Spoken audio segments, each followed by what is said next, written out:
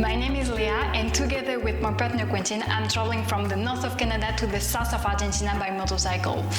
And I'm filming the whole journey with weekly videos here on YouTube, also on Patreon. And today I wanted to talk about the filming part of things because actually I really like my setup and I didn't spend a crazy budget for it.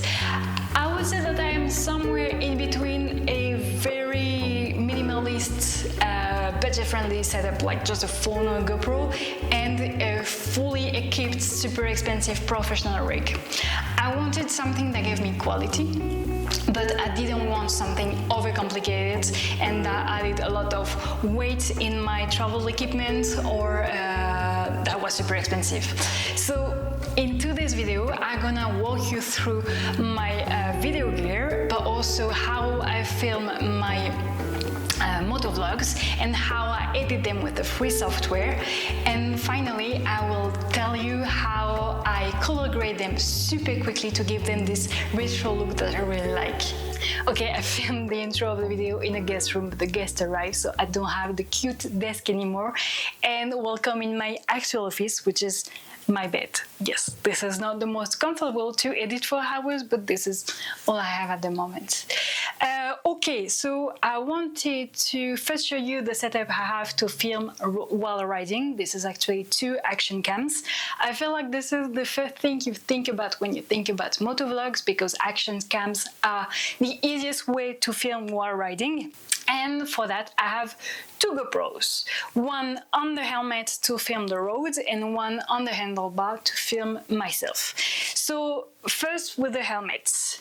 This is my setup. I have this GoPro, which is a GoPro 11. I bought it secondhand on Marketplace. I do not remember for how much. I think maybe 150 Canadian dollars, something like that. I'm not sure anymore, but it was quite cheap. It was quite a good deal. Always check Marketplace. So like I'm gonna put all the links of everything I mentioned here, but like I would recommend to check secondhand first because you can actually find very good deal. Okay, so this one is a GoPro 11 because I didn't want anything under GoPro 10.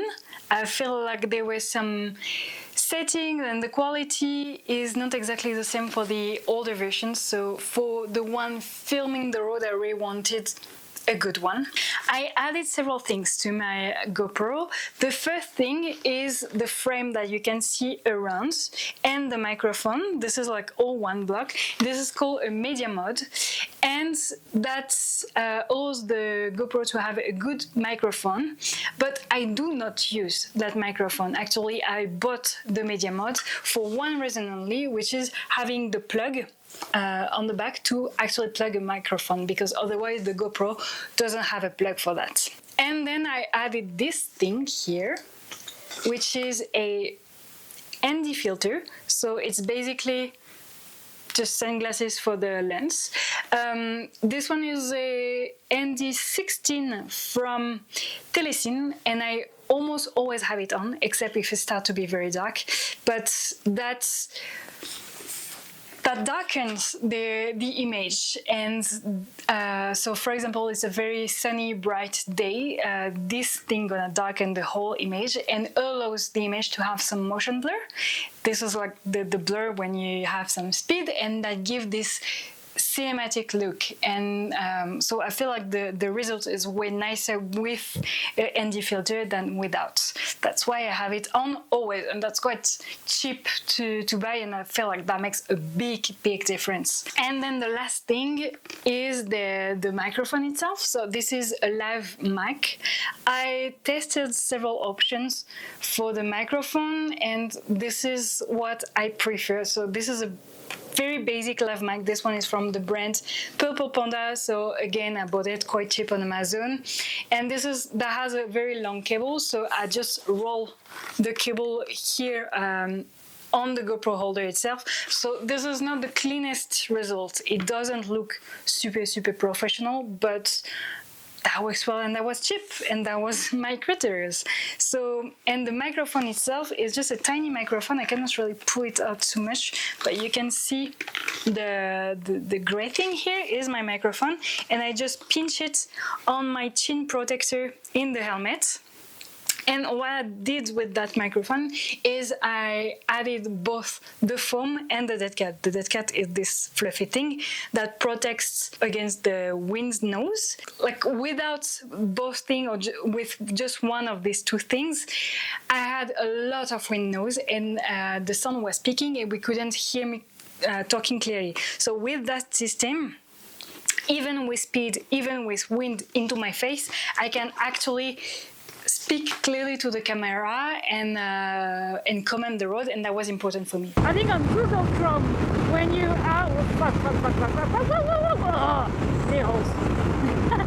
I lost a life.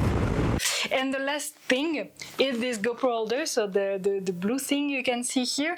So it's a very basic GoPro holder. I bought it again quite cheap on Amazon because it's like I don't necessarily like buying on Amazon, but these things are hard to find in other places. This one just works with straps. I felt like I didn't trust something with just glue, even though it might work well, but I wanted something with strap. I just trusted a bit more. And yeah, that's it. That's my system to film the road and talk to the camera while riding, and I'm quite happy with that. And then I have a second GoPro, as I mentioned, on the handlebar. So this is this GoPro that I keep facing me. This one I bought it again on Marketplace secondhand. This is a GoPro 8. So the quality is not great, and the GoPro itself, when I bought it, wasn't in like the best state. There's some scratches in the lens. There's like it's burnt here. Like I don't know what the guy before did with it, but anyway, I bought it for super cheap, and I didn't mind having a lower quality for just my face. I felt like the good quality I wanted for the road, this one wasn't very important, so it was just simple to have to be able to alternate the angles and to see me talking when I'm talking, because I felt like that otherwise it's a little bit weird. So that is the GoPro setup. I do also have this little thing, which is a tripod from GoPro. Actually, I have it with the GoPro 8. Yeah, I didn't mention that the GoPro 8 came with a media mode already on it. Otherwise, I don't think I would have bought one. Because I don't like plug any microphone to that, but I'm happy to have it. Sometimes with this GoPro is off and the bike is off, I use the sound from that microphone to film the aerial or something like that. I can get used to the view. Good day! And the guy who sold me this GoPro also gave me this little tripod. So this is like tiny, that you can use it as a handle, and you can unfold it like that, and yeah. So that is very useful to have another angle. For example, the last time I used that was in the interview of Anne. I had my main camera filming on the tripod, and I had this one on the corner just to have another angle. And then the rest of my filming equipment is in my tank bag here. So let me show you this bad guy. This is a tank bag from Kappa, and I am very happy with it for 3 reasons. The first one is it's quite big. I can put a lot of things in it. The second one is that it's waterproof, so I don't have to worry for my filming gears. And then it works with magnets, so I just put it on the tank, and as soon as I stop, I can pull it off and then use it as a backpack, so I never let my camera equipment on the motorbike when I'm not on it. And that's very easy, but as you can see, it starts to fall apart. I need to fix all that. I think that was a little bit heavy for this little bag, but this is easy to fix. So yeah. And in this tank bag, I have my cameras. So this is the back of my camera. The camera itself is filming right now, but my camera is Olympus OMD EM5 Mark II. I bought it 8 years ago now? Yes, 8 years ago. This is incredible, but it's still working. I bought it for the photo mainly, so I'm not very happy with the video performance because of the autofocus, and there's a lot of settings I don't have it, but I do love that camera because it's super solid. Like early in 8 years, it went in the sand, in the rain, he fell several times, he's been rolled over by a car on the beach, like stupid. Last week, he fell onto a rock and I'm still filming with it. This is a very solid camera. This is quite a tiny one because it's what we call a micro, I know all the terms in French, wait. This is a micro four third? I think that's how you call it. So that's a hybrid camera. So you have a very compact body, but you can change lenses like a big DSLR. But this is tiny and super solid. So I really like the camera. But because it's been 8 years and because I don't have all the settings I want for the video, I actually upgraded a few days ago for this one, which is a Lumix S5. I found this one on Marketplace here in Mexico for like super cheap, half the price. The thing is almost new. I'm very happy. This is a great camera to film. This is like a professional level, this one. And yeah, with a very accessible price because secondhand. The only thing is I struggle to find lenses here in Mexico, and yeah, it's been I'm trying to import a lens from the States to Mexico for this camera, but this is a nightmare. This is complicated. Anyway, I'm very excited because soon I will be able to switch to this camera, and this one has like a lot of settings for the video. It's also very good for the photo as well because this is a full frame. In the next vlogs, hopefully I will be using this one, but this one is a great alternative. For this one, I have 3 lenses. The one that I am filming with is a big angle. I think this is I could have checked that before. It's a 15. It's a 15, so it's great. That the one I use to vlog, that the one I use for landscape. And this is a Lumix and a Leica Corporation, so that goes with the Olympus because there's kind of a collaboration between these brands. And I have this one, which is a 25, so that's because it's a 4/3, that's equal a 50 in a full frame, so that's great for portraits. That's the one I use again for an interview, for example. This is super light, super solid, and this is great quality because it's a very bright lens, both of them. I can, I think, let me check. This is a 1:4, so it's great in low light. But for my new camera, I will not use the same system because these 2 lenses are not zoom, and so I'm changing quite often.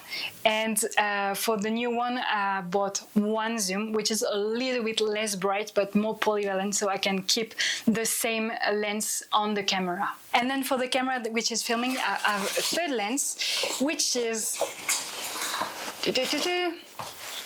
a Tilly lens. Sorry, I realize how my vocabulary in English is very limited for all the photo things. I learn everything in French. So this is a 100 and 300, 100 to 300 lens. This is a zoom, this one, and this is not very bright, but this is great to photography animals. I bought it 8 years ago because one of the first journey I did with this camera was Tanzania, and I wanted to take in photos all the animals, and I love this zoom. I keep traveling with it. That's how I film the whales here in Mexico. So yes, when I'm switching to the other camera, I'm gonna miss this one very much. So as soon as I have the budget, I think I'm gonna have a bigger zoom. So I'm gonna have this little zoom, so like from wide angle to portraits kinds, like this one zoom that I'm trying to buy desperately, and a zoom for animal in like far away details. I also like filming mountains with that and stuff like that. So it is a setup that I really like. Then I do have a very good microphone on this camera. This is the Video Mic Pro. I'm very happy about that microphone. Again, I bought it secondhand on Marketplace for half the price. I really want to have the best sound quality as possible in my videos. I struggle sometimes because the condition when I film is always almost outside, but I do like, yes, having the detail, the sound, like the fire, the cracks, the leaf, the winds, and I'm very happy with this microphone.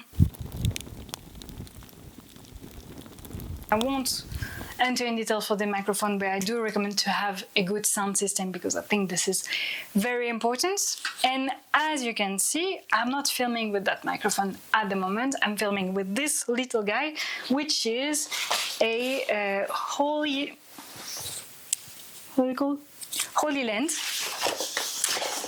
This is a Bluetooth microphone. This is a Bluetooth microphone. I have two of them. And so I can film. I have the receptor on the camera and I have two little microphones like that. That I will not use because otherwise the sound will be weird, I feel like. HoloLens is a good alternative to the main ones that are DJI or Rode. They are great Bluetooth microphone, but they were out of my budget. This one are way cheaper and the quality is not as good, but not too bad, honestly. I'm quite happy with the quality of that. And that comes with several cables, and I just added a little adapter to have a USB-C that can go directly into my phone. So if I record some voiceover over a reel or something like that, I do it with this microphone as well. And then I think the last thing that goes with that microphone, that camera, is the tripod. So same for the tripod.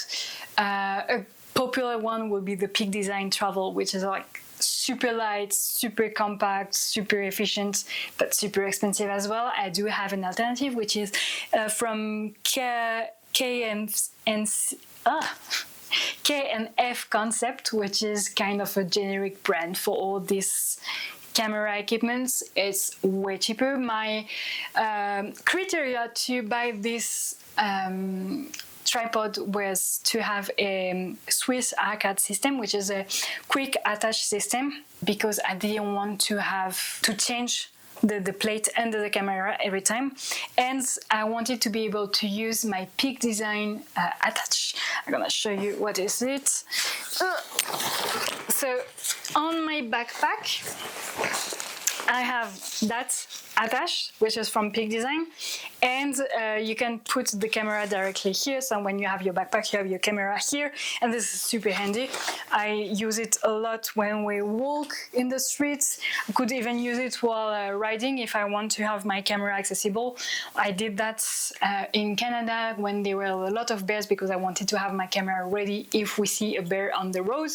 I didn't want to have to unscrew this plate and screw the one for the tripod every time I use the tripod, because I use the tripod a lot. So like this, I just like, this is super fast, and that was my criteria. And the tripod itself is good, is quite light, it's quite flexible as well. I can like give it some weird shape. So yeah, I have not much else to say about it. This is like a good alternative. It's not the best on the market, but like everything I have, I feel this is not the best on the market, but this is the best quality I can have with a reasonable budget. Okay, what else? Oh yes, I do have a drone as well. I do not film a lot with my drone. because I don't know, I do like, I'm attached, I really like photography at first, so I'm attached to like the camera itself in front of my eyes, and I don't have the reflex often to film with the drone, but I do have a drone, which is a DJI Mavic Air. It won't surprise you, but I bought it on Marketplace, secondhand, very cheap. It came with some accessories already, so there was several batteries, there is some wings that were added, and it came with actually the case, the black case that I'm using for my coffee equipment now. That was taking way too much space for the drone, so I just reused the original box from DJI and use the case for my coffee equipment. This drone is less than 250 grams, so this is, you don't need a permit in a lot of places. That was one of my criteria. I also bought it very cheap because that's my first drone ever, and I was very afraid to crash it, so I had to learn how to use it, and I did crash it once, but that is not too bad, and that works with this little thing where you put your phone here, and that works very well. Same, the drone has some ND filters, so to darken the, I have no idea if you're gonna be able to see it, but there's like little filters in front of the lens again to be able to darken the whole image and have a nicer look. And that came with the drone because the guy already had them. That was great, otherwise I would have bought some, because I think this is very important. And I also have some for my camera, one for the lens I'm using now, and as soon as I have a lens for this camera, I will have an ND filter. For sure, there will be a variable ND filter, so something you can tend to have several levels of darkness. And yes, I think this is, I put a mess now, but this is my main setup. So, like, to sum it up, I have the 2 GoPros to film while I'm riding. As soon as I arrive at a camp spot or somewhere where I want to show the landscape, or if I want to talk, I'm using this camera most of the time with a tripod or just by holding it, and paired with good microphone. And from time to time I add a drone shot just to give another perspective. This is a fun toy to have. This is definitely not necessary. If I had to give up one of the things I have on my video gear, that would be the drone, and I would keep the good camera and the 2 GoPros. Okay, I think this time it's all, and I can show you now how I edit the video. Something I forgot to mention is that I have extra batteries for my camera, my 2 GoPros and my drone. I have at least 3 extra batteries for each camera, and that makes my life so much easier because when the battery is empty, I just switch it. I don't have to find electricity. That can be a little bit challenging sometimes, and usually I just charge all my batteries once a week when I stop to edit the video. To edit all my videos, I use one software, which is free, and that is absolutely amazing because this is such a powerful and complete software, and this is DaVinci Resolve. DaVinci Resolve is the free version, and you also have DaVinci Studio or DaVinci Resolve Studio, which is not very expensive for that kind of software. This is, I think, something like $400, and you have it for a lifetime. So this is nothing compared to all the Adobe programs that you pay like a very expensive membership every month. This one is great, honestly. I used to work on Adobe. I am very familiar to the Adobe system. So my first reflex was to go to Premiere and After Effects, but honestly, like, this is not worth it anymore. DaVinci Resolve is so powerful and complete, and you don't need to switch software. You have one tab to edit, one tab for the special effects, for the animation and stuff like that, one tab for the sound design, and one tab for the colors, and that's all in one.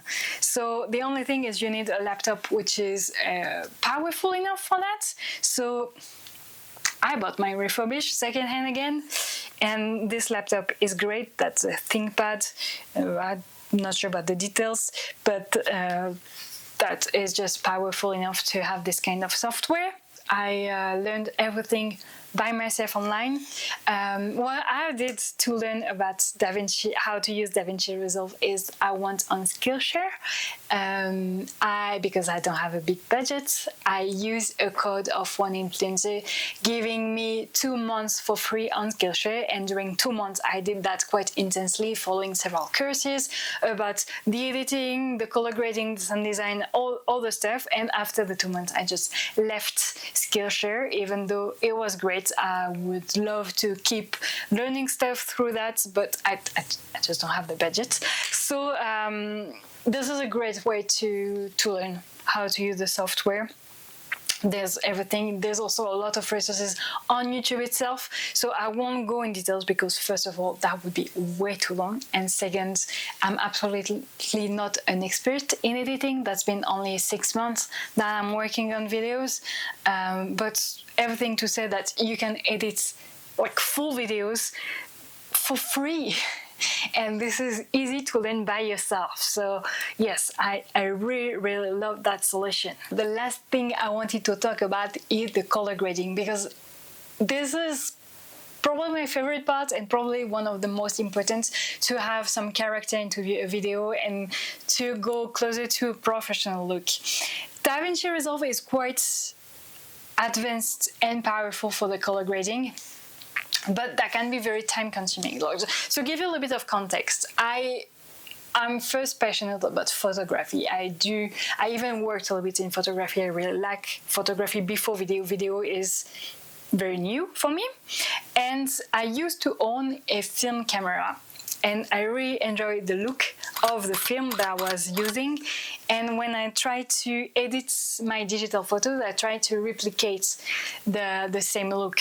And I worked for hours trying to compare 2 images, similarly, one digital, one with film, and try to have the same kind of colors and stuff. And that's something that I tried to replicate as well when I switched to video.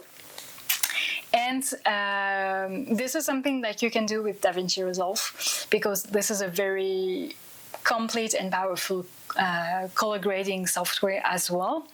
And by the way, that was a color grading software at first. Like a few years ago, people were using software like Premiere to edit and then switching to DaVinci for the color grading. So that was the main strength. And now they strengthen the other parts. So you can do everything at once on DaVinci Resolve, but at first the strength was only mainly the color grading, so it's still very, very powerful. But it can be very time consuming to do that, and quite tricky because it's a lot. There's a lot of detail, there's a lot of things to know, and you can watch a lot of courses on Skillshare or YouTube, whatever. This is a full job. This is a lot. And there's one tool which is absolutely amazing for that, and that made me gain so much time. This is Dehancer Pro. And Dehancer Pro is a plugin. And this is a film emulation. So you put the plugin, and then you can choose among several films, and you just click on it, and your video looks like it's been shot on film, and that is it. This is insane. This thing is like so easy, so quick. And then with the plugin, you also have different settings that you don't have on DaVinci Resolve. So on the free version, like the grain, but also the vignettes, the glow lights thingy. So it's very easy to use and very fast. And while doing a video per week like I'm doing right now, like the time that makes me gain is just insane, because otherwise I would have to color grade all the clip one by one, and yeah, it's just a great tool. But this one is paying.